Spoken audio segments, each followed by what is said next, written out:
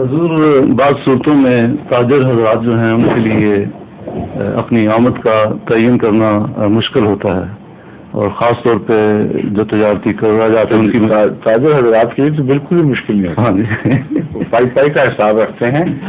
بعض تاجر ہیں دکان بند کرنے سے پہلے سارا حساب کر کے سوتے ہیں، اور بعض دوسرے تاجر ہیں ان کے لیے تعین کرنا مشکل کوئی نہیں. مشکل یہ ہے کہ وہ کھاتے کیسے تیار کریں جو گورنمنٹ کو دکھانے ہیں، اور وہ کھاتے کہاں چھپائیں جو ہمارا حساب ہے. سب کو پتا ہوتا ہے، یہ صرف نفس کا بہانہ ہے. صرف سوال یہ ہے کہ چندہ کس کھاتے پہ دینا ہے. چندہ حکومت کے کھاتے پہ دینا ہے یا اپنے کھاتے پہ دینا ہے. اب بعض لوگ بہانے بنا لیتے ہیں کہ جی، اور اس میں بھی حکومت کا بھی دخل ہے بہت زیادہ. اصل میں حکومت بعض جگہ حکومتیں اتنا زیادہ ٹیکس لگا دیتی ہیں کہ اتنا وہ تاجر اگر دیں تو ان کی تجارتیں ختم ہو جائیں. لیکن اس مفروضے پر ہے کہ انہوں نے کھانا ہی کھانا ہے، ہمارے عملے کو بھی کھلانا ہے، بچ بچا کے کچھ تو آئے گا. اور اس طرح ٹیکس چل رہے ہیں. کوئی تاجر اگر اس قسم کی حرکتیں نہ کرے تو بعض دفعہ اس کا زندہ رہنا ممکن نہیں رہتا. کس حد تک کر سکتا ہے کس حد تک نہیں، یہ الگ ایک بحث ہے. لیکن قانونی طور پر بعض گنجائشیں موجود ہوتی ہیں، وہ استعمال کی جا سکتی ہیں. میرے نزدیک اس کی حد، اس حد کے اندر رہتے رہتے استفادہ ہونا چاہیے.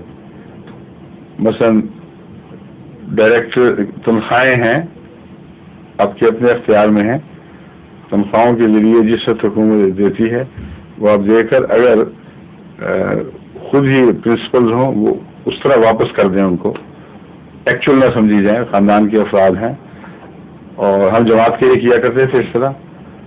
وہاں کنڈی وغیرہ میں جب کام ہوتا تھا تو ڈائریکٹرز جو ان کا حق تھا وہ لیتے تھے. اس میں انکم ٹیکس بچانے کے لیے ضروری تھا کہ وہ حق لیں، اور جماعت کے حق میں چھوڑ دیتے تھے. پھر اب کسی کوئی غرض کوئی نہیں، وہ ان کی طرف سے تحفہ ہو جاتا تھا.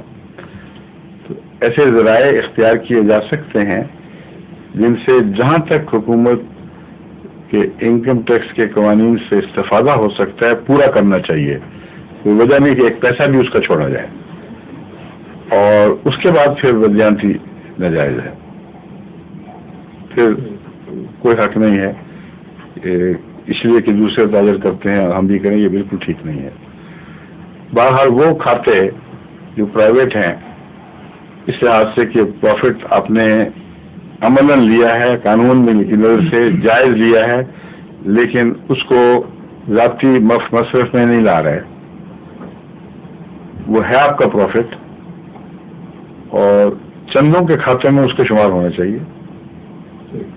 سمجھے؟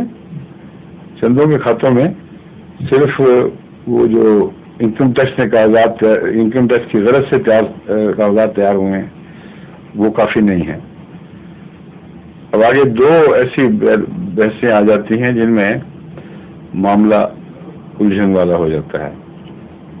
موسی اور عام چندہ دینے والے کی حیثیت الگ الگ ہے.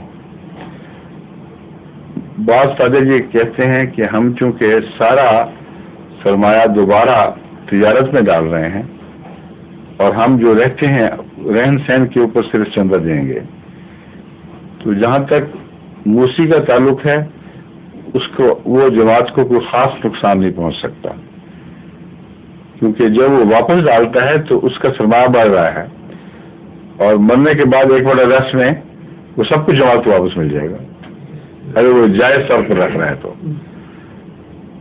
اگر وہ بے نامی کر رہا ہے تو اس کا فرض ہے کہ جماعت کو بتائے کہ اتنی بے نامی ہے، یہ بھی تمہیں ملے گی. لیکن جو چندہ عام والا ہے وہ کھا جاتا ہے. یہ چندہ عام والا اپنے پروفٹ کو واپس کرتا ہے تو وہ جماعت کی چیز بنتی ہی نہیں ہے. اس کا ایک بڑا سوال جماعت کو نہیں ملتا اس کی وفات کے بعد. تو اپنی زندگی میں وہ معمولی گزارا مقرر کر کے اپنے منافع میں سے تو خدا کا حق کھا رہا ہے. اس لیے ان دو باتوں میں فرق ہے. اول تو جو متقی موسی ہیں وہ اپنے چندے میں سے آمد میں سے اس وقت بھی دیتے ہیں اور جو بچتا ہے اس میں سے بھی وصیت دیتے ہیں. لیکن जो दूसरा तबका समझ लें उनको कम से कम मैार पर तो कायम समझा जाएगा, इसलिए से कि मेरे मरने के बाद पैसा का हिसाब होगा और जो री इन्वेस्ट किया है उसका मुनाफा भी आएगा। इसलिए अगर मैं इस पर ना भी दूँ और सिर्फ अपने खर्च पर जो मैं जेन्युइनली निकाला है हकीकत में उस पर चंदा दूँ तो उनके लिए एक बहाना नहीं बल्कि एक साफ केस है। बिल्कुल उसको ये नहीं कह सकते कि इसने ज़मीर मारा है या झूठ बोला है, लेकिन चंद आम वाले बीच में गड़बड़ हो जाते हैं, उनको फिक्र करनी चाहिए अपनी। ज़हूरे महदिये आखिर ज़मां है,